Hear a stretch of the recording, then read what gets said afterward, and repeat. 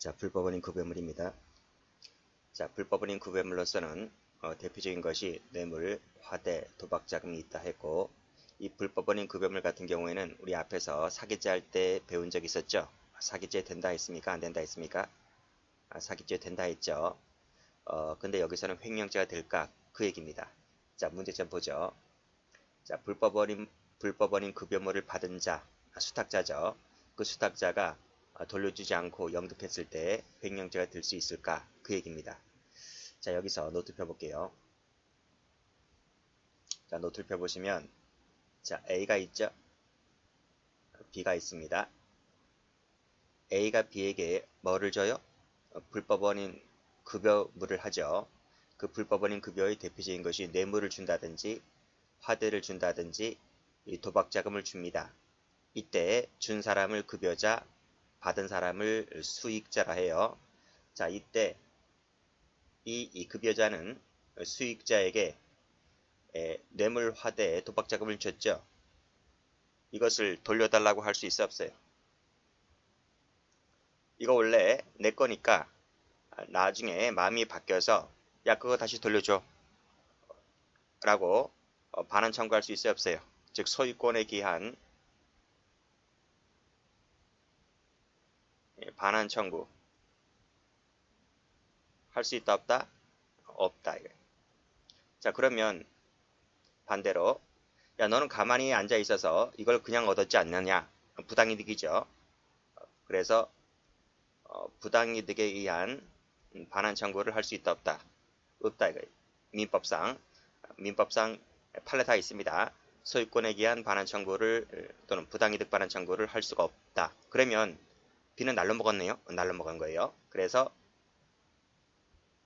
반환 청구할 수 없기 때문에 B는 뭐다? 반사적으로 이익 본 거예요. 이익을 보았다. 그쵸? 이익을 보았다. 그래서 이익을 보았기 때문에 소유자는 누구다? 소유자는 이 사람이 소유자가 됩니다. 이 물건의 소유자가 되는 거예요. 그러니까 이런 불법적인 거 하지 말라는 거예요. 이거 해봤자 소유권은 넘어가는 것이기 때문에 너는 이거 하지 말아라 이거예요. 그쵸? 근데 여기서 이 소유자는 B라 했잖아요. 그쵸? B가 소유자라 했습니다. 이 소유자가 여기서 임의 소비한다 이거예요. 지 멋대로 쓴다. 지 멋대로 쓴다 할지라도 소유자는 B이기 때문에 횡령이 된다 안 된다? 횡령이 되지를 않는다 이런 말입니다. 즉 형법적으로도 책임을 지지 않아요. 자, 그 이유가 뭐냐면 자, 이 가만히 있는 B가 나쁜 놈인 거예요? 아니면 뇌물을 갖다 준 이 급여자란 놈이 더 나쁜 거예요? 이놈이 더 나쁜 거죠.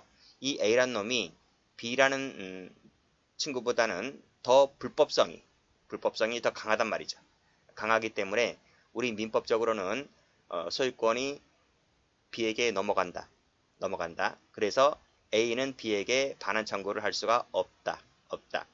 그래서 없기 때문에 B는 이것을 처분했다 할지라도 횡령이 되지를 않는다. 이것이 법에 나와 있습니다. 자, 그래서 그 법조문을 한번 읽어볼게요. 자, 맨 밑에 각주 3번 나와 있을 겁니다. 민법조문이 나와 있죠. 자, 746조인데 불법 원인으로 인해서 재산을 급여, 즉 주거나 노무를 제공한 때에는 그 이득 반환을 청구하지 못한다. 그래서 반사적으로 누가 혜택을 본다? 상대방, 수익자가 혜택을 본다. 이런 말입니다. 이것이 746조인데 그러나 나와 있죠. 그러나 이유가 단서고요. 그러나 앞에 부분을 본문이라고 해요. 그래서 이 746조는 본문과 단서로 구성이 되어 있다는 것이죠. 다시 올라가 보면 그래서 판례는 뭐다? 판례는 원칙적으로 횡령죄가 되지를 않는다. 이 얘기입니다. 자, 일단 여기까지를 볼 텐데 판례를 보도록 합니다. 자, 유명한 판례죠. 조합장 갑은 조합으로부터 구청 공무원들에게 뇌물로 공유하라는 명목으로 받은 300만 원을 교부받아 보관하고 있다가 이를 뇌물로 전달하지 않고 써버렸다는 거죠. 조합장이 조합으로부터 돈을 받은 거죠. 자, 노트 펴보세요. 노트를 펴보시면 도봉구청 뇌물 사건이 나올 겁니다. 조합이 있습니다. 조합이 조합장에게 그렇죠? 뇌물을 전달해 주면서 네 먹어라 하는 얘기가 아니라 구청 공무원 을에게 담당 공무원에게 갖다 줘라 하는 식으로 불법 원인 급여를 합니다. 방금 말씀드렸듯이 이것은 법이 보호를 해준다 안 해준다? 여기 나와 있잖아. 법이 보호를 해주지 않는다고. 그렇죠?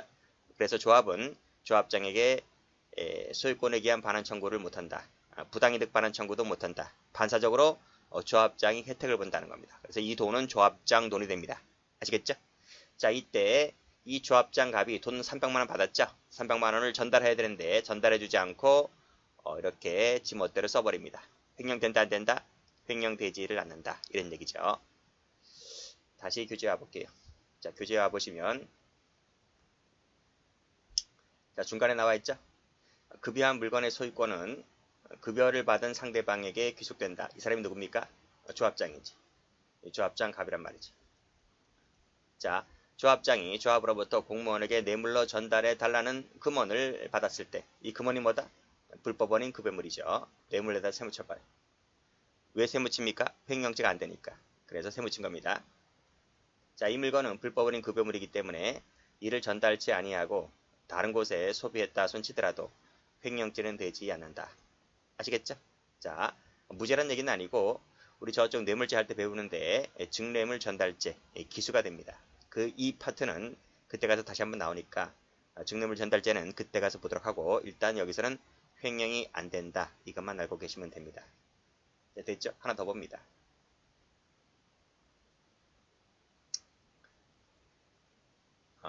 노트에 없네요. 자, 이 정복과 경감 사건도 유명한 판례죠. 정복과에 근무하던 경감갑은 을로부터 그가 경영하던 내외회사 조합중앙회 회장인 병에게 외국인 산업 연수생에 대한 국내 관리업체를 선정하는데 힘써달라는 부탁을 받고 각종 금전이나 향응을 받았다. 그쵸?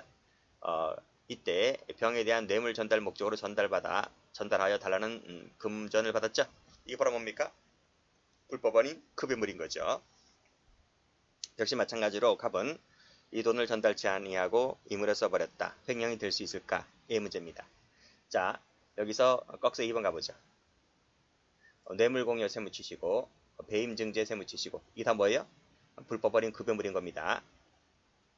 그래서 밑에 소유권은 누구한테 있다?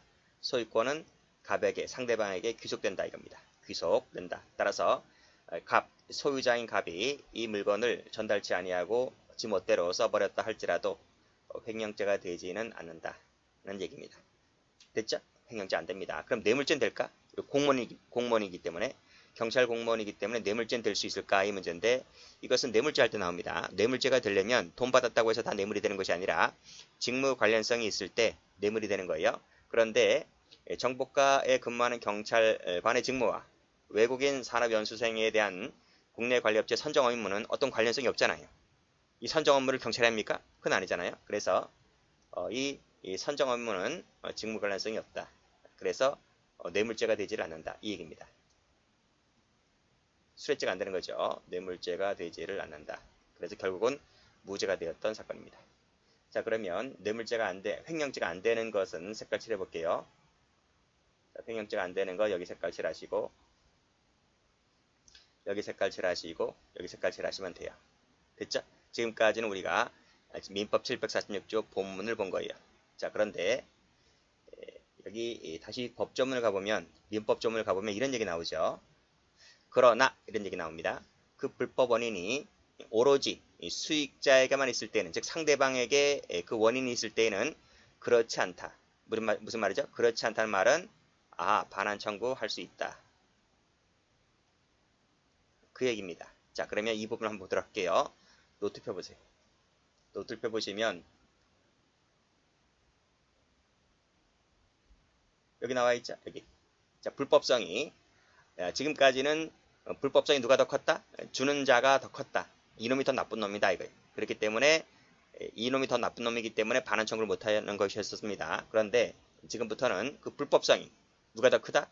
주는 놈보다는 받는 놈이 더 크다. 받는 놈이 더 월등히 나쁜 놈이라서 그때는 예외적으로 단서에 따라서 급여자가 수익자에게 반환 청구를 할 수가 있다. 이런 얘기입니다. 자, 그러면 여기서는 이 수익자가 더 나쁜 놈이라고 했는데 그 사례를 보도록 합니다. 자, 다시 교재와 볼게요. 자, 포주 사건입니다. 자, 여기 보시면 꺽쇠 1번에 이런 얘기 나와 있죠.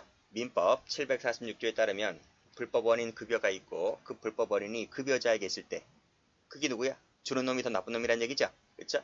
급여자에게 있을 때에는 그 밑에 반환 청구를 못한다. 여기까지가 뭐다? 746조 본문이단 말이야. 본문에 따라서 땡땡 그때는 횡령죄가 되지를 않는다 이런 얘기입니다. 됐죠?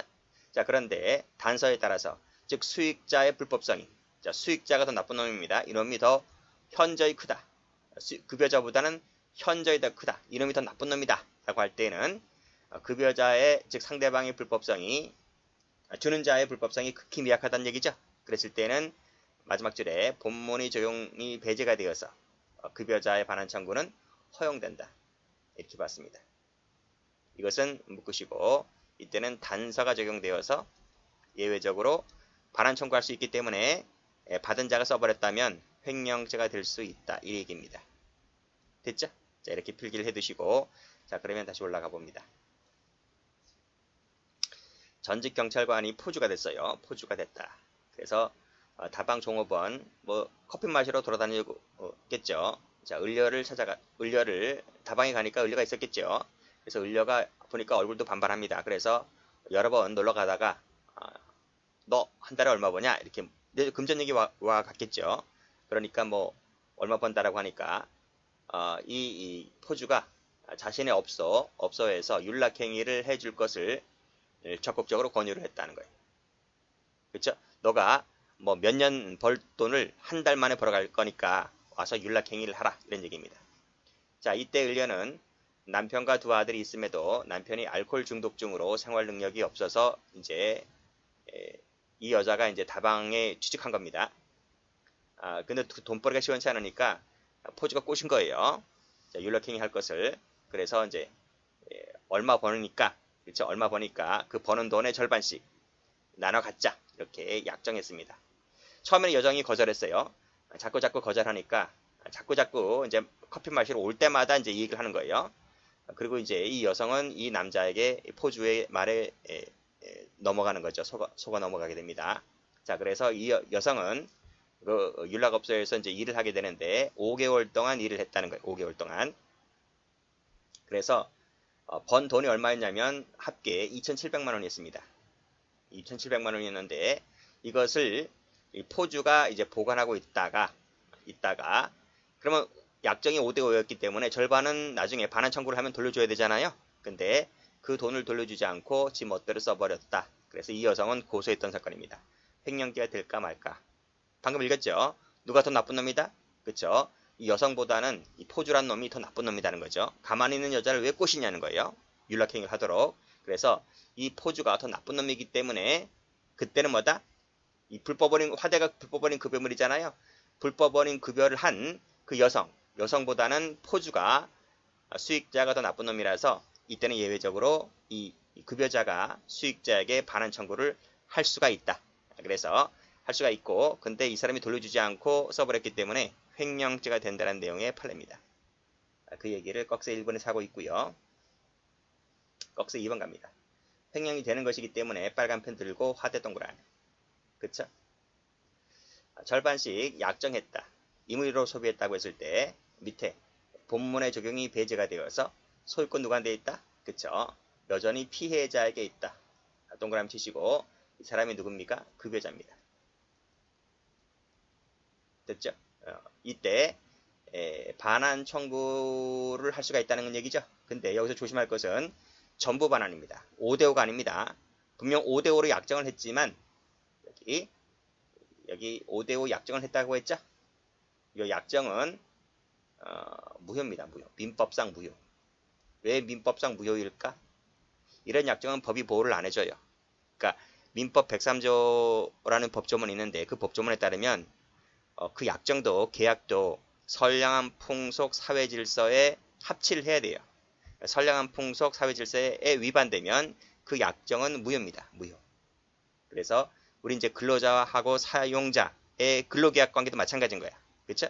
이런 것들도 그 선량한 풍속 사회 질서에 위반되는 계약이라면 나중에 소송을 통해서 무효로 밝혀지게 되면 그쵸? 다 무효가 됩니다.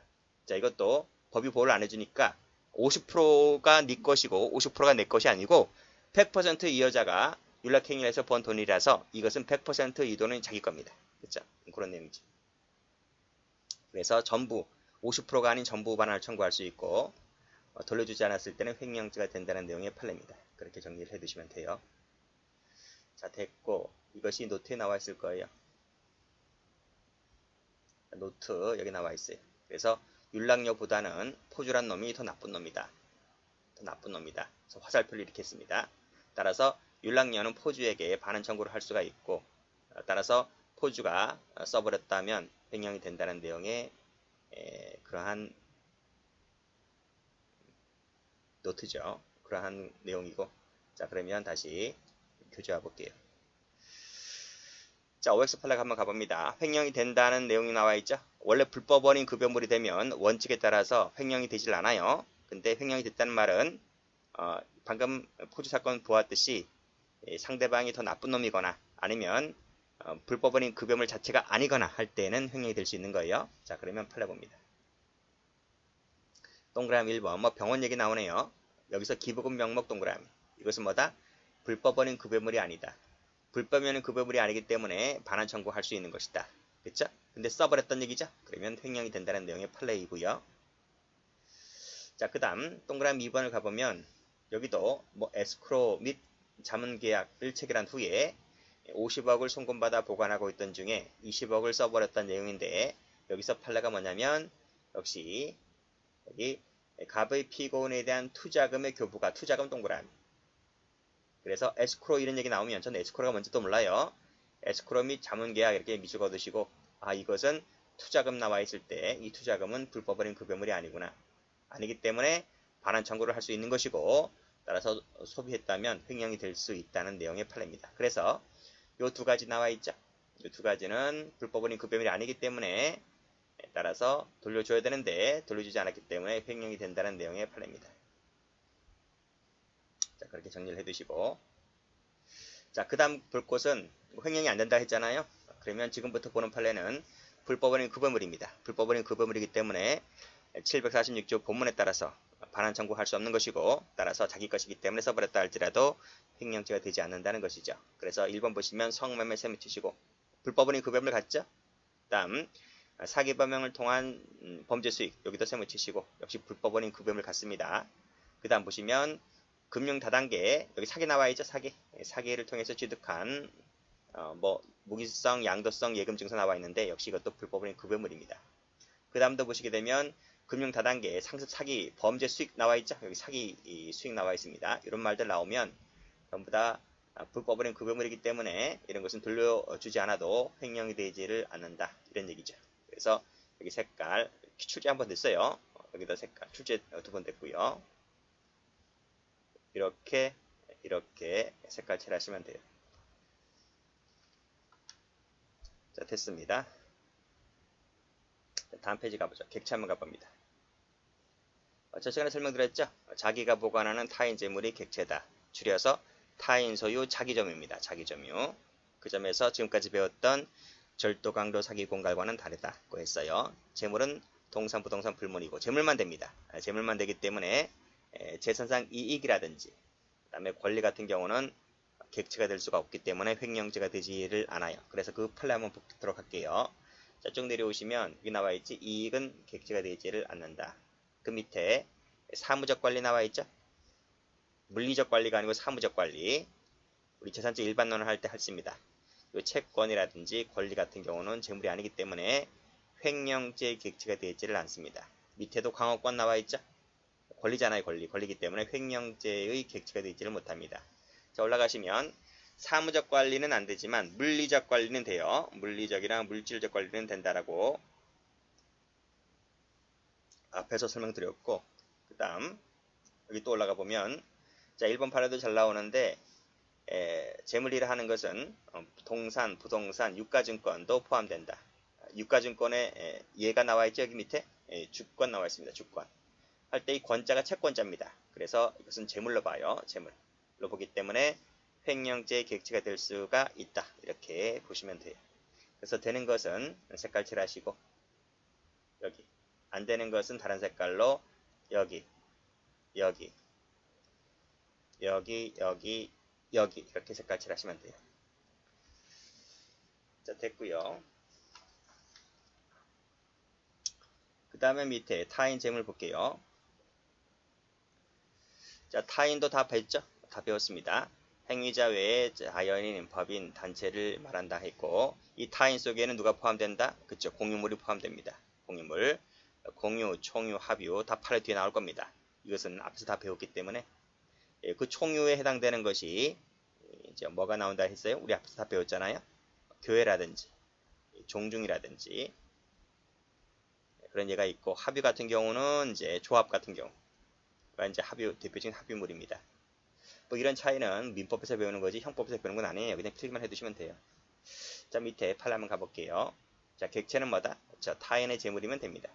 재물이면 되는 것이지, 그 재물이 누구 소유인지는 이 횡령죄 영향에 하등 영향이 없다 그랬고, 자, 밑에도 보시면 주식회사는 주주와 별개의 독립된 권리 주체입니다. 독립된 별개의 주체입니다. 회사를 차리잖아요. 회사를 차리면 보통 상업 등기를 내잖아요. 주식회사가 되잖아요. 그러면 그것이 1인 회사라 할지라도 회사와 나는 별개입니다. 아시겠죠? 그래서 매월마다 세금 신고하고 막 그래야 돼요. 그거 안 하면 나중에 큰일 나요, 법적으로. 자, 여기도 보시게 되면 주주나 대표이사, 그에 준하는 회사 자금의 보관이나 운영에 관한 사물상의 처리를 하는 자가, 그렇죠? 누굽니까? 대표이사지 누구야, 그렇죠? 그 자가 회사 재산을 지멋대로 써버리죠. 함부로 써버리게 되면 회사 돈이기 때문에 회사 재산이기 때문에 그 1인 주주가 지멋대로 써버리면 횡령죄다는 내용의 판례입니다. 됐고, 자, 그럼 이것도 한번 횡령죄 되는지 한번 볼게요. 자, 이거 한번 볼게요. 자, 프랜차이즈 계약 사건인데 아주 시험에 많이 나왔습니다. 편의점 생각하시면 됩니다. 한번 읽어볼까요? 갑은 A 회사와 판매 대금은 매일 본사로 송금해야 하고, 그 계좌로 30% 정도는 본사에 귀속하고 나머지는 가맹점에 귀속한다는 가맹점 계약을 체결합니다. 그렇죠? 이런 퍼센티지는요, 그 계약 내용마다 달라요. 예를 들면 뭐 점포가 내가 갖고 있는 것이다. 그러면 프로테지는 더 줄어들 수 있는 것이고, 모든 자본을 다 회사가 된다라고 하면 퍼센테이지는 높아가고 막 그래요. 그러니까 이것은 가맹점과 점주마다 차이가 있을 수밖에 없습니다. 퍼센테이지는. 자, 가맹점 계약을 체결했다는 거죠. 그래서 편의점을 운영하다가 물품 판매 대금이 있는데 이것을 본사로 송금하지 않고 써버렸다. 횡령이 될 수 있을까? 이게 문제입니다. 횡령이 되느냐 안 되느냐 문제는 이 돈이 누구 돈이냐 그걸 알고 있으면 됩니다. 회사 돈이다. 그러면 횡령이 되는 것이고, 아니다, 내 돈이다. 그러면 횡령이 안 되는 거예요. 판례가 뭐라 그래요?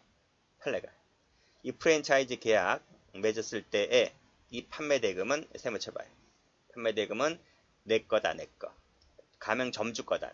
회사 돈이 아니고 피고인 소유 내 거다 이거예요. 그래서 이 점주가 이 돈을 써버렸다 할지라도 이것은 횡령이 되질 않는다. 이것은 그 날짜만 어긴 것이기 때문에 민법상의 채무 불이행으로 가야 되는 것이지 굳이 횡령으로 갈 필요는 없다. 왜? 이 돈은 내 돈이니까 하는 거예요.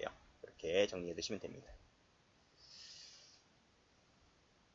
자, 횡령죄 안 된다. 이거 알고 계시면 돼요. 자, 그 다음 판례도 출제가 잘 돼요. 자, 갑은 을에게 수표 3장을 할인 판매했다는 거죠. 판매해주면서 담보조로 을이 발행한 수표 3장을 별도로 교부받았다. 이 별도로 받은 것은, 이 수표 별도로 받은 것은 담보조인가, 담보조. 그러니까 팔긴 파는데 이 갑이 갖고 있는 수표가 더 비싼 거겠죠. 그죠? 수표도 수표 나름이기 때문에 더 비싼 거였고 을이 갖고 있는 건 좀 싼 거였겠죠. 근데 이제 담보조로 이제 맡긴 거예요. 맡겼는데 이 갑이 이 담보조로 맡긴 이 수표를 지 멋대로 빌려줬다는 거죠. 빌려주면 안 되는데 이것이 횡령이 될 수 있을까? 이 문제입니다. 자, 그럼 여기서 요 을이 발행한 수표 3장을 받았다 했잖아요. 이 받았을 때에 이것은 누구 거냐 이거야. 이 수표가 누구 거냐. 여전히 을 거냐 아니면 받자마자 이 돈은 이 수표는 갑 거냐 이 문제인데 이것은 갑 거라는 거야. 일단은 뭐다? 채권자 소유라는 거야. 채권자 소유이고 나중에 채무자 돈 갚으면 그때 돌려주면 되는 것인데 그 나중 문제고요. 일단 받자마자 이건 내 거라는 거야.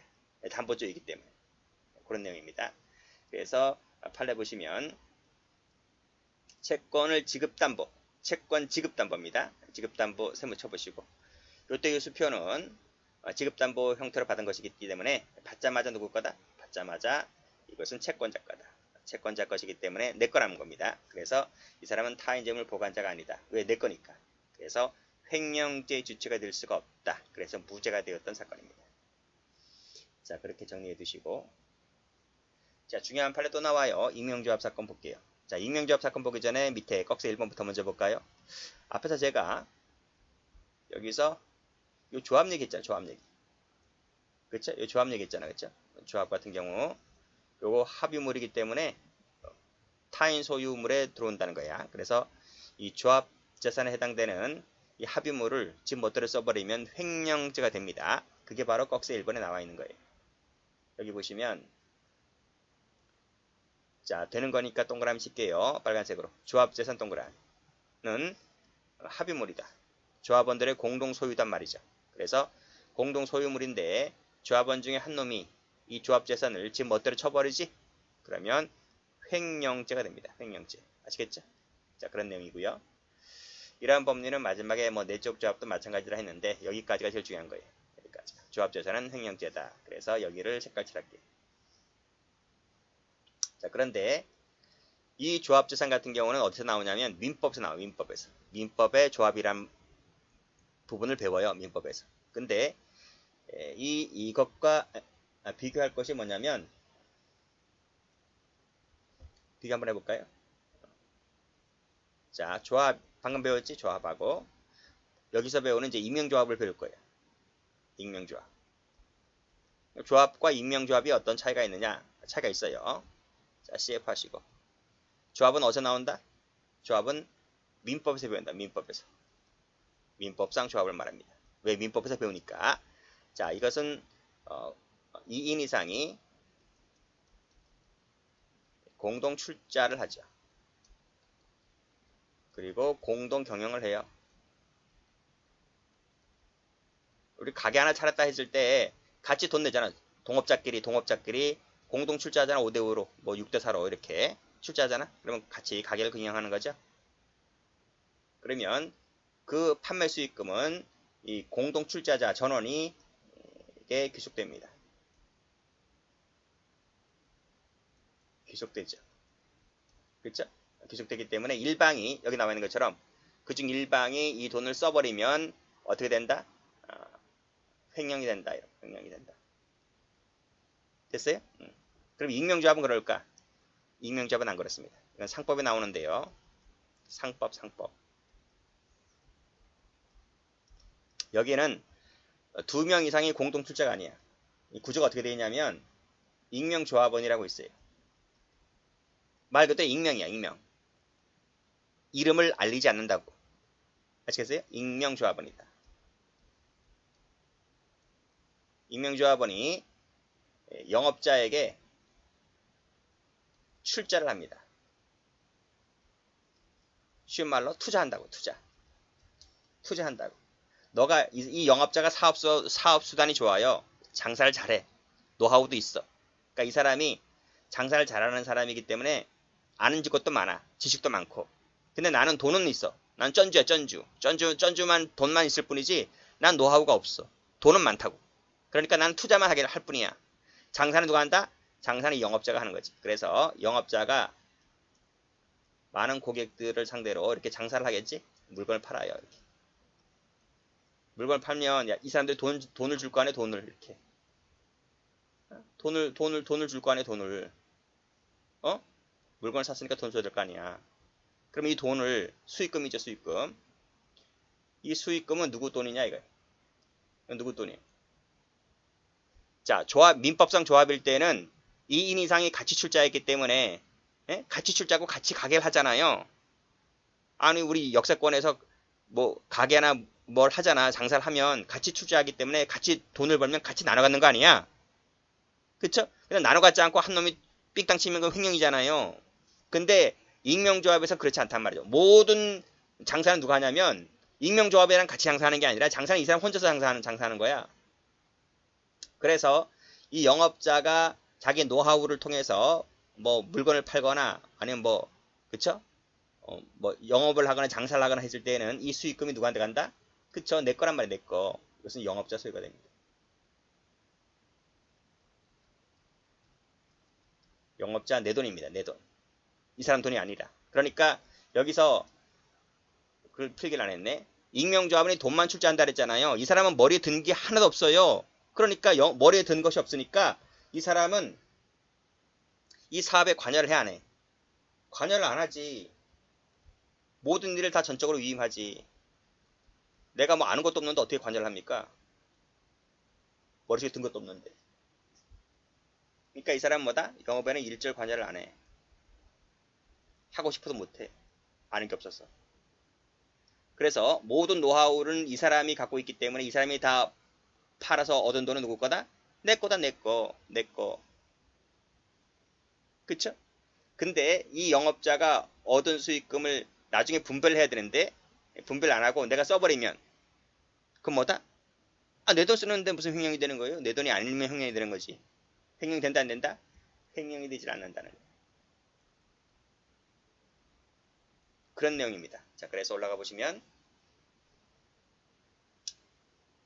여기 익명조합의 경우에 세무처 어디 나와? 상법에 나와. 익명조합원이 영업을 위해 출자, 투자한 금전 기타 돈은 누구 거다? 그렇지, 영업자 내 거야, 내 거, 내 거, 내 거, 내 거. 그래서 이건 내 거가 되는 것이라서 타인 재물 보관자가 아니기 때문에 이 영업금을 내가 임의로 소비했다 할지라도 횡령이가 되지를 않는다. 됐죠? 그러니까 이 조합원으로부터 받는 돈, 이 돈 자체는 내 거가 된다. 내 거가 된다. 그리고 이제 얻어서 받은 돈을 갖다가 이제 나눠서 하는 거겠죠. 됐습니다. 그래서 올라가 보시면 A에게 전적으로 위임하였다. 이 말이 나오면 아하, 이것이 익명조합이구나. 전혀 관여하지 않았다. 뭘 알아야 관여하지, 그치? 이런 것이 익명조합과 비슷한 형태라고 보시면 됩니다. 자, 그래서 여기 꺽쇠 3번을 가보면 나와 있지? 전적으로 이름을 했다. 전혀 관여를 못했다. 할 수가 없었다. 하지 않았다. 라고 하는 것은 익명조합이거나 익명조합과 유사하다. 그래서 보관자의 지위에 없기 때문에 썼다 할지라도 횡령죄가 되지를 않는다. 이렇게 정리하시면 됩니다.